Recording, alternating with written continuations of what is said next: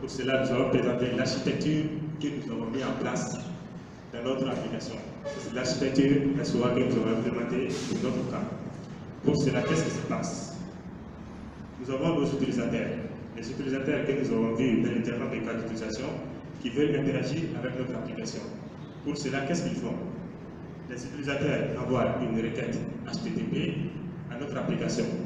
Cette requête-là est reçue par notre serveur. La serveur récupère la requête du client. Qu'est-ce qu'elle fait?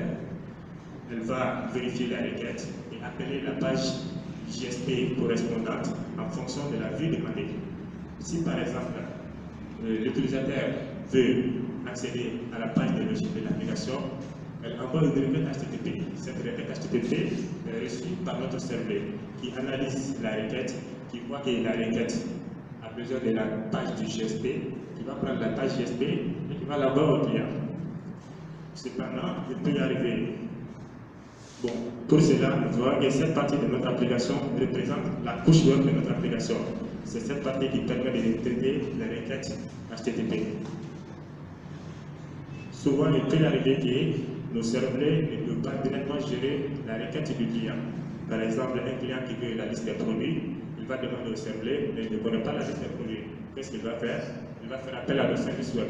Il va demander à nos services web de nous donner la liste des produits. Donc, pour cela, il va utiliser le protocole SOAP afin d'avoir des requêtes au service web.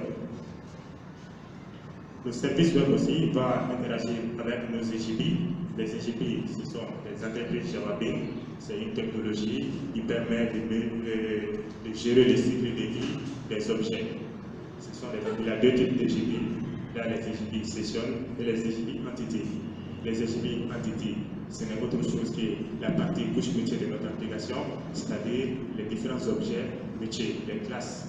Et les EJB Session, c'est la manipulation de ces objets. Et le contient des méthodes permettant de manipuler les EJB entités.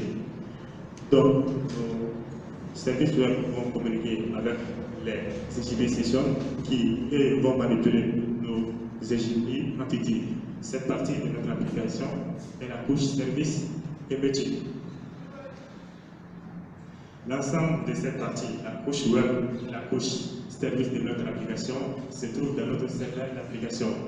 Notre background est le serveur Whitefly, qui est le nouveau nom du serveur JBoss, la nouvelle version. Bien sûr, une application sans données, ça n'a pas de sens. Pour pouvoir manipuler les objets et les mettre dans la base de données, les EJB Sessions sont obligés d'interagir avec une base de données. Et pour cela, la meilleure solution, c'est un SCBDR. Donc, les SCBDR que nous avons choisis, c'est les SCBDR MySQL. C'est aujourd'hui l'instrument le plus utilisé au monde. Et aujourd'hui, la propriété d'Oracle. Donc, nos EJB Sessions, ils vont faire quoi? Ils vont envoyer une requête HQL d'abord à Hibernate. Hibernate, c'est quoi? C'est un framework de persistance des données. C'est-à-dire, c'est lui qui va se charger d'interagir avec la base de données. Nos EJB Sessions vont communiquer avec Hibernate en envoyant un Hibernate Query Language, c'est-à-dire un langage de requête Hibernate. Donc, Hibernate va faire quoi? Puisqu'il est MySQL, il connaît que le langage SQL, Hibernate va transformer ça en SQL et va interroger la base de données MySQL. Donc, MySQL va lui donner des informations, puis il va passer au service web. Les services web vont passer ça à la serveur va analyser et voir à quel GSP il va donner ces informations. Il va donner ça à ses GSP et il va afficher ça chez l'utilisateur. Maintenant, comme c'est une application sur l'architecture SOA, il peut y arriver que d'autres utilisateurs, ou d'autres services, ou d'autres systèmes veuillent communiquer avec notre application. Cependant, eux, ils ne peuvent pas passer par une requête directement par notre serveur. Si nous avons les autres systèmes qui veulent interagir avec notre application afin de respecter les deux problèmes majeurs que nous avons au départ, le problème de flexibilité et le problème d'interopérabilité. Et ils vont directement communiquer avec nos services web en envoyant des requêtes SOAP. De la même manière que nos serveurs vont communiquer avec nos services web, d'autres systèmes aussi peuvent communiquer avec nos services web. L'avantage de ça, c'est quoi? C'est que si nous voulons apporter une nouvelle fonctionnalité à l'application, nous n'avons plus besoin de modifier le code source de nos applications. nous créons seulement d'autres systèmes, d'autres services et nous les faisons communiquer avec le service web. Donc, les deux problèmes majeurs sont ici résolus, les problèmes de flexibilité et les problèmes d'interopérabilité.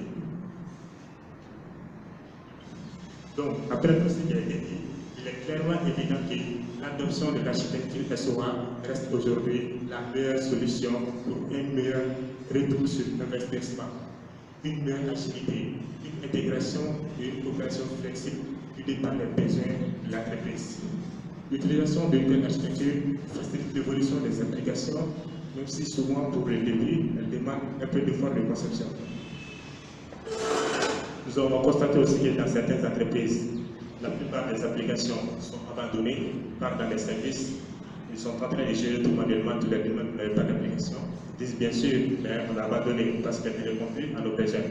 L'adoption de l'architecture SOA va permettre de diminuer ces risques d'abandon, car les applications seront flexibles, seront interopérables et seront donc permanemment.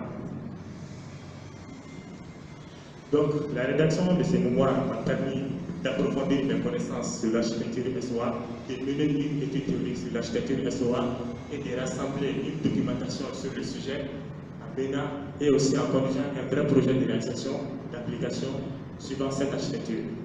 Afin de réaliser ces projets, nous avons été amenés à utiliser plusieurs outils de conception, plusieurs outils de programmation et plusieurs outils d'administration tournant sur le langage Java EE, qui est aujourd'hui le langage des pros, et aussi les services web.